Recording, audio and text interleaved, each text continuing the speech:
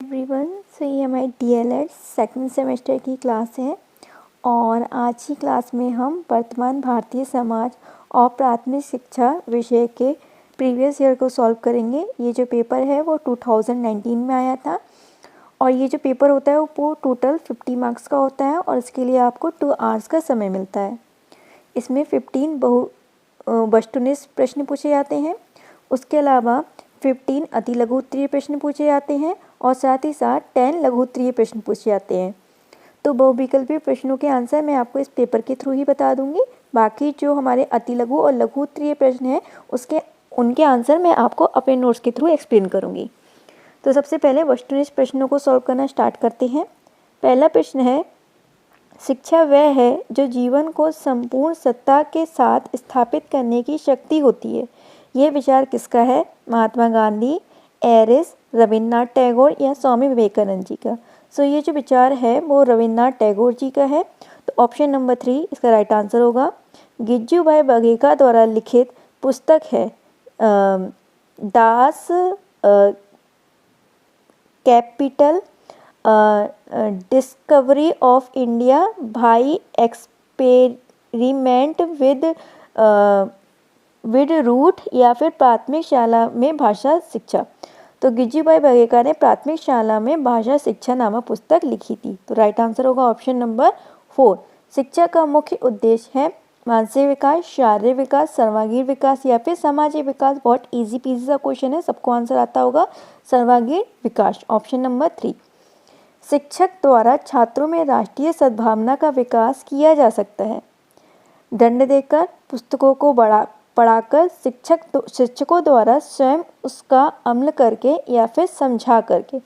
जब आप बच्चों के सामने स्वयं अपने व्यवहार में उन चीज़ों को ढालेंगे तो जो बच्चे होते हैं वो टीचर को देख देख के खुद ही सीख जाएंगे। तो इसका राइट आंसर होगा ऑप्शन नंबर 3। पाठशाला को बाग, शिशु को पौधा व शिक्षक को माली किसने कहा है? फ्रोवेल, रूसो, मॉन्टेसरी या फिर जॉन डीवी। सो ये फ्रोवेल ने कहा। ऑप्शन नंबर 1 इसका राइट आंसर होगा।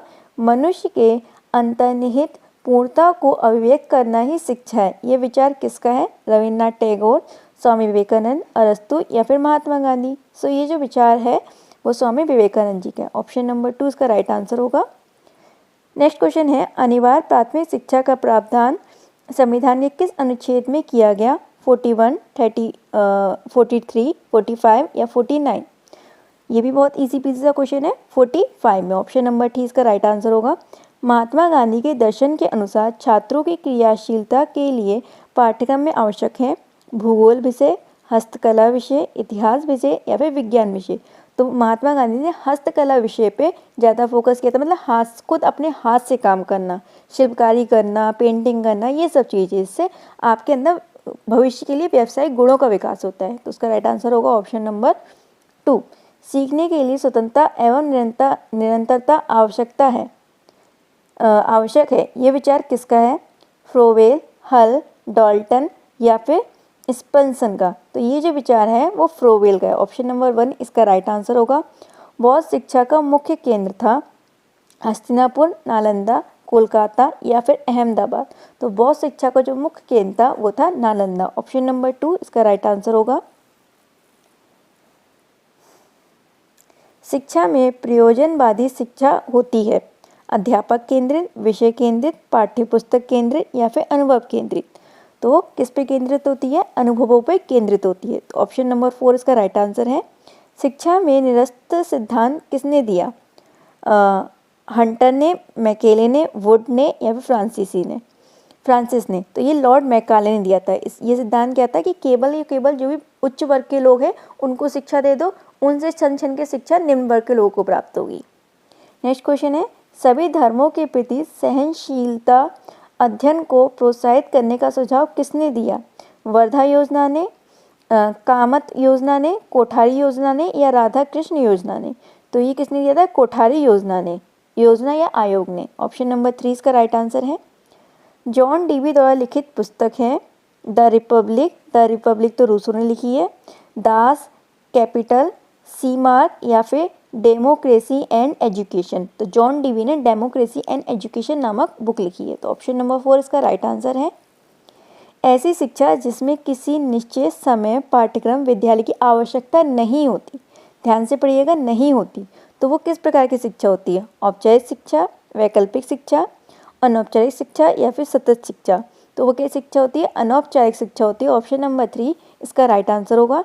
यहाँ पे हमारे 15 ऑब्जेक्टिव टाइप जो क्वेश्चन है वो कंप्लीट होते हैं और इन 15 क्वेश्चन के जो मार्क्स होते हैं वो भी 15 होते हैं, मतलब कि 1 मार्क्स फॉर ईच। अब हम अपने लघु उत्तरीय प्रश्नों को सॉल्व करेंगे और अति लघु उत्तरीय प्रश्नों के उत्तर देखेंगे, ठीक है? वो मैं आपको अपने नोट्स के थ्रू कराती हूँ। अब यहाँ से अति लघु उत्तरीय प्रश्न शुरू होते हैं। पहला क्वेश्चन है, बुनियादी शिक्षा का जनक माना जाता है। तो बुनियादी शिक्षा का जनक महात्मा गांधी को माना जाता है। इनकी जो शिक्षा थी बुनियादी शिक्षा, उसमें सभी वर्ग, जाति और समुदाय के बालकों को बिना किसी भेदभाव के भारतीय संस्कृति पर आधारित शिक्षा दी जाती थी। जो शिक्षा दी जाती थी उसका आधार क्या था? हमारी भारतीय संस्कृति। नेक्स्ट क्वेश्चन है, NCTE से संबंधित उत्तर प्रदेश का कार्य कहाँ से होता है?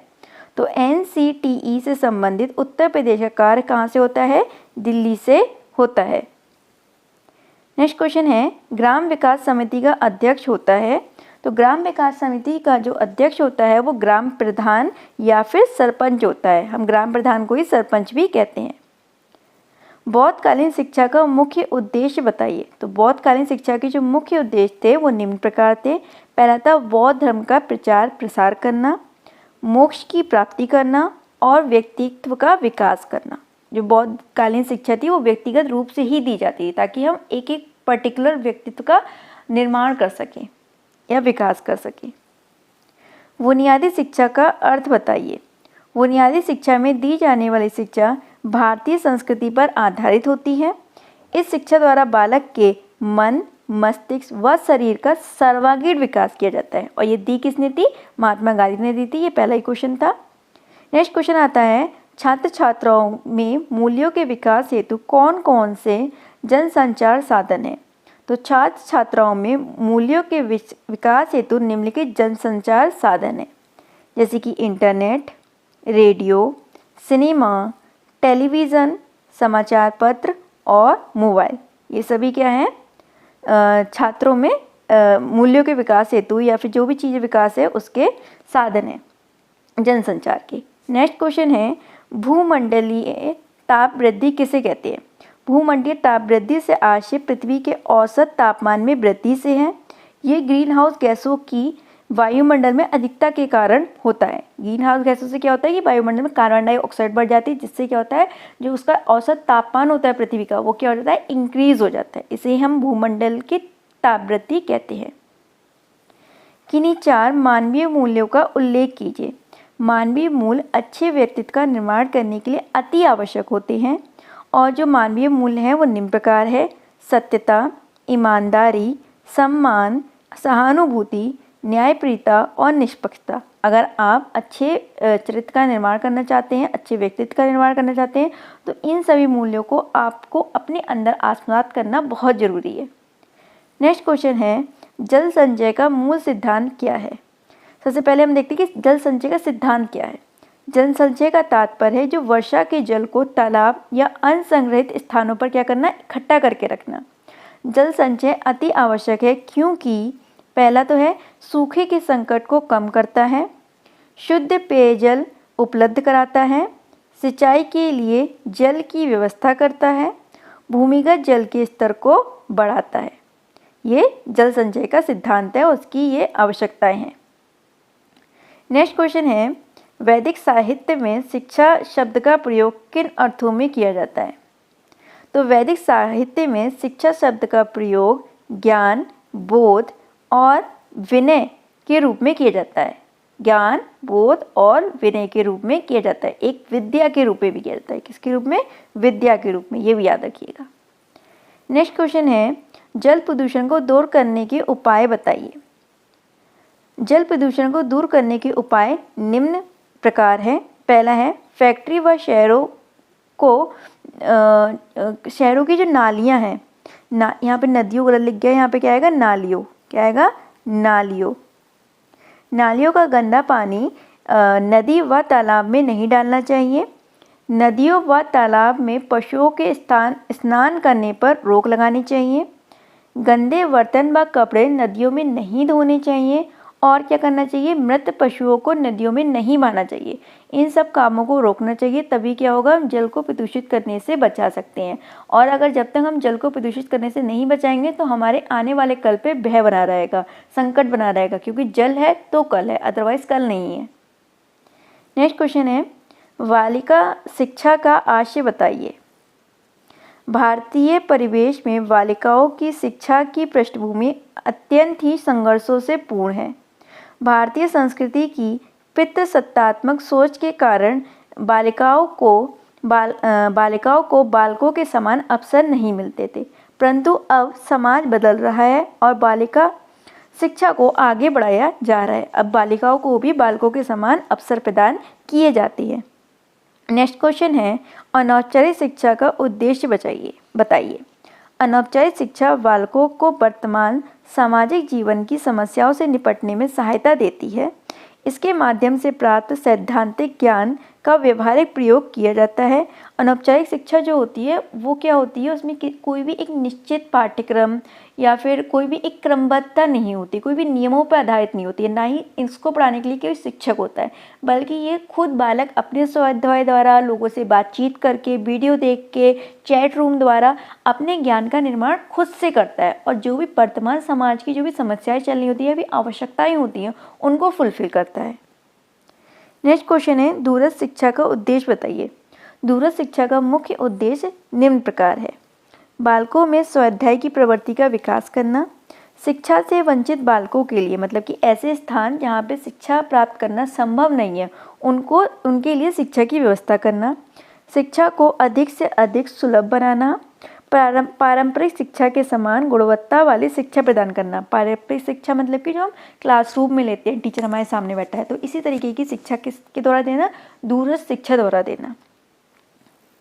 नेक्स्ट क्वेश्चन है, शिक्षा और समाज का संबंध बताइए। तो शिक्षा और समाज में गहरा संबंध है। समाज की संस्कृति को सुरक्षित करने व एक पीढ़ी से दूसरी पीढ़ी में हस्तांतरित करने का कार्य शिक्षा करती है।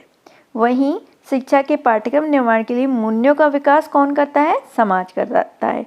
इसलिए शिक्षा और समाज दोनों में ही एक गहरा संबंध है। यहाँ पे हमारे अति लघु उत्तरीय प्रश्न खत्म होते हैं। अब लघु उत्तरीय प्रश्न आते हैं। पहला लघु उत्तरीय प्रश्न है, वैदिक कालीन शिक्षा की विशेषता बताइए। तो वैदिक कालीन शिक्षा का प्रारंभ उपनयन संस्कार से होता है। किससे होता है, उपनयन संस्कार से होता है। शिक्षा का स्वरूप मुख्यतः व्यक्तिगत होता है। व्यक्तिगत विभिन्नताओं के आधार पर शिक्षा दी जाती है। शिक्षा पुस्तक पर ना होकर, मतलब पुस्तक पर आधारित ना होकर किस पे होती है, व्यवहारिकता पे आधारित होती है। सार्वजनिक और निःशुल्क शिक्षा की व्यवस्था की जाती है। शिक्षा में आवासीय व्यवस्था की जाती है। वैदिक कालीन शिक्षा में वेदों का ज्ञान मुख्य रूप से दिया जाता है। तो ये सब वैदिक कालीन शिक्षा की विशेषताएं हैं। नेक्स्ट क्वेश्चन है, मध्यकालीन शिक्षा के उद्देश्य बताइए। तो मध्यकालीन शिक्षा के उद्देश्य निम्न प्रकार हैं। मध्यकालीन शिक्षा का मुख्य उद्देश्य इस्लाम धर्म व संस्कृति का प्रचार प्रसार करना था। वो इंडिया में जो भी उनका इस्लाम धर्म था उसको प्रमोट करना चाहते थे, इसलिए वो मध्यकालीन शिक्षा का विकास हुआ था। अन्य मुख्य उद्देश्य इस्लाम के अनुयायियों में ज्ञान के प्रकार का विस्तार करना था कि उनके ज्ञान में और ज़्यादा बढ़ोतरी हो, सो डेट वो और ज़्यादा इंडिया में इस्लाम धर्म का प्रचार प्रसार कर पाए। शिक्षा मुख्य रूप से मदरसों पर आधारित थी। मदरसे जो थे वो उस टाइम पे शिक्षा देने के मुख्य केंद्र हुआ करते थे। यहाँ पे धर्म, चिकित्सा, गणित आदि विषयों की शिक्षा दी जाती थी। नेक्स्ट क्वेश्चन है, वर्तमान में शिक्षा के उद्देश्यों को प्रभावित करने वाले प्रमुख कारकों को बताइए।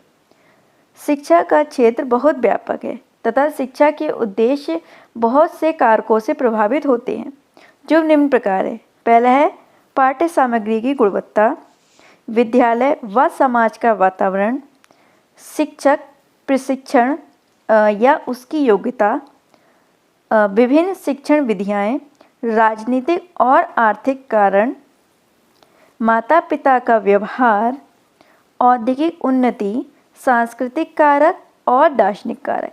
ये सभी जो कारक है वो हमारी किसको प्रभावित करते हैं? शिक्षा के क्षेत्र को प्रभावित करते हैं। नेक्स्ट क्वेश्चन है वुड डिस्पैच की प्रमुख विशेषताएं बताइए।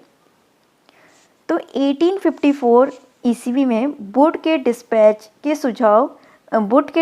सुझाव दिए गए कि प्राथमिक विद्यालय को स्थानीय भाषाओं को अपनाना चाहिए, मतलब कि जो भी लोकल लैंग्वेज है उसमें बच्चे की जो भी प्राइमरी एजुकेशन है वो कराई जाए, लेकिन कॉलेज स्तर पर या फिर जो हम कहें कि उच्च माध्यमिक स्तर पर जो भी शिक्षा दी जाए उसका माध्यम अंग्रेजी को बनाना चाहिए। इसे भारत में अंग्रेजी शिक्षा का मैग्ना कार्टा भी कहा जाता है या फिर भारतीय शिक्षा का मैग्ना कार्टा भी कहा जाता है। महिला शिक्षा पर जोर दिया गया वुड डिस्पैच के द्वारा। शिक्षा प्रशासन के लिए अलग विभाग बनाने की सिफारिश की गई। यह तर्क दिया गया कि यूरोपीय शिक्षा से भारतीयों का नैतिक चरित्र बेहतर बनता है, मतलब कि ये जो थे वो यूरोपीय शिक्षा को प्रमोट कर रहे थे खूब बढ़ चढ़ के। सुझाव दिया भारत में शिक्षा के प्रशिक्षण को बढ़ावा दिया जाना चाहिए कि शिक्षकों का भी खूब प्रशिक्षण हो, तभी वो एक अच्छी एजुकेशन दे पाएंगे। नेक्स्ट क्वेश्चन है सामाजिक परिवर्तन में शिक्षक तथा विद्यालय की भूमिका बताइए। तो सामाजिक परिवर्तन में शिक्षक एवं विद्यालय की भूमिका हेडिंग डालेंगे। पहली है विद्यालय संस्कृति का संरक्षण करता है और उसे एक पीढ़ी से दूसरी पीढ़ी में भेजने का कार्य करता है। विद्यालय जो होता है वो घर व समाज को जोड़ने वाली कड़ी के रूप में कार्य करता है। क्या है? कड़ी बना हुआ है उसके बीच में। शिक्षक बालकों को समाज का सदस्य और एक जिम्मेदार नागरिक बनाने के लिए प्रोत्साहित करता है। शिक्षक बालक को गरीबी, मानवाधिकार और मानव कर्तव्य आदि मुद्दों पर शिक्षित करता है। विद्यालय बालक को जीवन की कठिन परिस्थितियों का सामना करने के योग्य बनाता है, मतलब कि उन्हें तैयार करता है। शिक्षक कक्षा में समावेशी वातावरण का निर्माण करता है जिससे बालक विभिन्न दृष्टिकोण को समझने योग्य बनता है व उनका सम्मान करना भी सीखता है। समावेशी शिक्षा क्या होती है कि जहाँ पे सभी प्रकार के बालकों को एक ही रूफ के नीचे बैठा के उनकी योग्यता के अनुसार शिक्षा प्रदान की जाती है। नेक्स्ट क्वेश्चन है आदर्शवाद के अनुसार शिक्षा का अर्थ स्पष्ट कीजिए। आदर्शवाद विचारधारा के जनक यूनानी दार्शनिक प्लेटो हैं।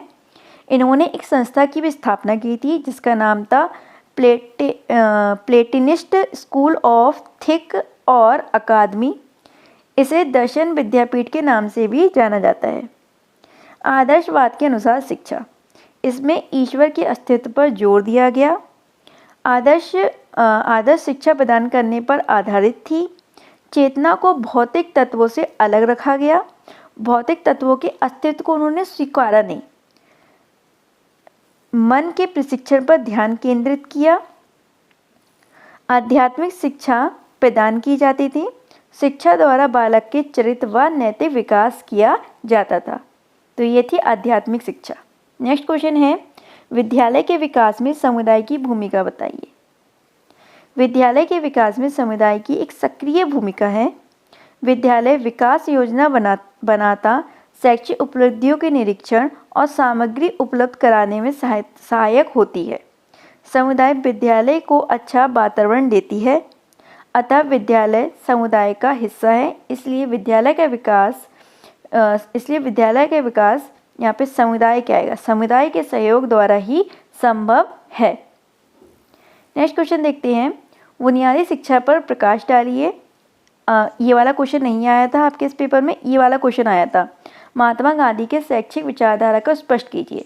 अगर दोनों में से कोई भी क्वेश्चन आते हैं तो आप सेम आंसर लिख के आएंगे। पहले के पेपर में ये वाला क्वेश्चन आ चुका है, बुनियादी शिक्षा पर प्रकाश डालिए। आप इस तरीके से आंसर लिख के आएंगे कि गांधी जी प्रयोगवादी विद्वान थे। उन्होंने अपने शैक्षिक सिद्धांत को मूर्त रूप प्रदान करते हुए 1937 ईस्वी में वर्धा शिक्षा सम्मेलन में बुनियादी शिक्षा का प्रस्ताव रखा। उनका विचार था वर्तमान शिक्षा ब्रिटिश शिक्षा विदेशी संस्कृति पर आधारित है। इसमें भारतीय संस्कृति को पूर्ण रूप से बहिष्कृत किया गया है। इनका मन व हृदय पर कोई भी प्रभाव नहीं पड़ता। इसमें हाथों के कार्य का कोई स्थान नहीं है। तो बुनियादी शिक्षा थी क्या? और महात्मा गांधी ने क्या कह रहे थे कि जो वर्तमान जो शिक्षा चली है वो विदेशी संस्कृति पर आधारित है, जो इसमें भारतीय संस्कृति का कोई भी महत्व नहीं है। तो उन्होंने बुनियादी शिक्षा ऐसी बनाई जिसमें भारतीय संस्कृति पर आधारित थी। जो महात्मा गांधी जी की बुनियादी शिक्षा का आधार क्या थी? भारतीय संस्कृति है। इसमें सभी जाति, वर्ग व धर्म के बालकों को समान रूप से शिक्षा प्रदान की जाती थी। बुनियादी शिक्षा फ्लोचार्ट देख लीजिए। बालकों का शारीरिक, मस्तिष्क व आत्मा का विकास करना, मतलब कि सर्वांगीण विकास करना। शिक्षा मातृभाषा में व निःशुल्क रूप से प्रदान की जाए। बालकों का आध्यात्मिक व नैतिक विकास करना। और क्या होगा? शिक्षा द्वारा बालकों को आत्मनिर्भर बनाना।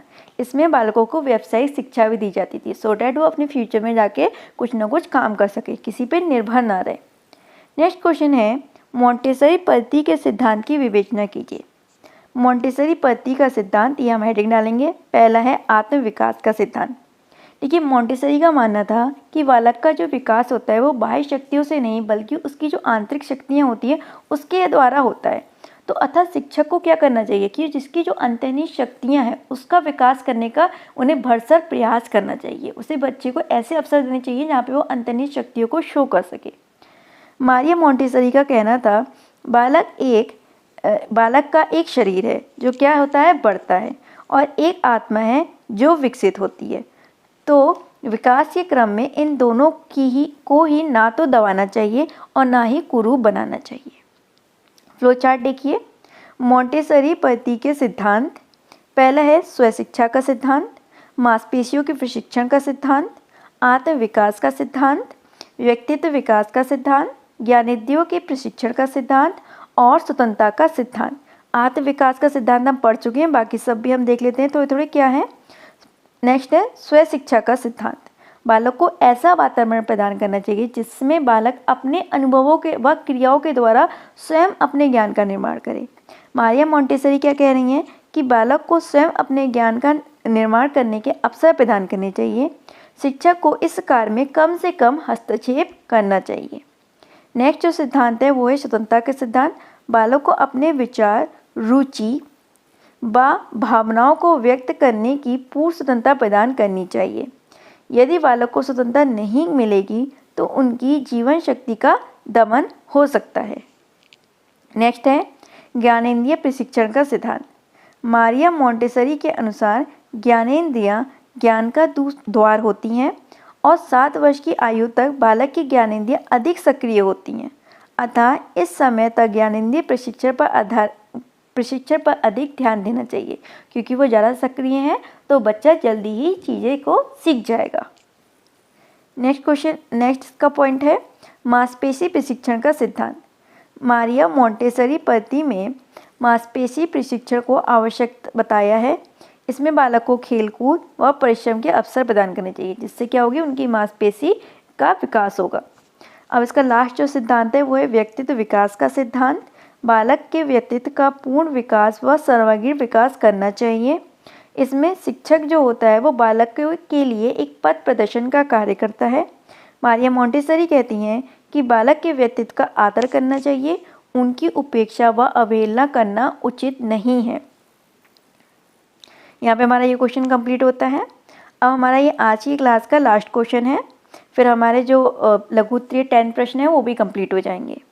लास्ट क्वेश्चन है, शिक्षा समाज का दर्पण है। आपको इस कथन को स्पष्ट करना है कि हाँ है तो कैसे है। शिक्षा समाज का दर्पण है। शिक्षित समाज द्वारा ही सबल राष्ट्र का निर्माण होता है। समाज के प्रत्येक सदस्य को शिक्षा प्राप्त करना उनका कर्तव्य समझना चाहिए, लेकिन सरकार के बल पर ही इतने सारे लोगों को, मतलब बहुसंख्यक जनसंख्या को शिक्षित करना संभव नहीं है। इसके लिए प्रत्येक सदस्य को संकल्प लेना होगा कि हम खुद को क्या करेंगे? शिक्षित करेंगे और अपने आसपास के लोगों को भी शिक्षित करने का कार्य करेंगे। प्रत्येक समाज की अपनी संस्कृति होती है जो उस समाज के सदस्यों के लिए बहुत ज़्यादा प्रिय होती है, क्योंकि उसी की वजह से वो आपस में मिलजुल के रहते हैं, एकता में रहते हैं। तो इस संस्कृति का संरक्षण करने का कार्य कौन करती है? शिक्षा करती है। और इसे एक पीढ़ी से दूसरी पीढ़ी में स्थानांतरित करने का कार्य कौन करती है? शिक्षा करती है। नेक्स्ट पॉइंट है, शिक्षा समाज के लिए सक्रिय व जिम्मेदार नागरिकों का निर्माण करती है जो समाज के विकास में महत्वपूर्ण भूमिका निभाते हैं। शिक्षा समाज की आवश्यकताओं की पूर्ति करती है, अतः हम कह सकते हैं कि जितनी गुणवत्तापूर्ण शिक्षा प्रदान की जाएगी उतनी ही गुणवान समाज का निर्माण होगा। तो शिक्षा क्या है? एक सामाजिक प्रक्रिया है। आई होप आपको ये पेपर अच्छे से समझ में आया होगा। अब मैं आपसे नेक्स्ट क्लास में मिलती हूँ। Bye and have a good day.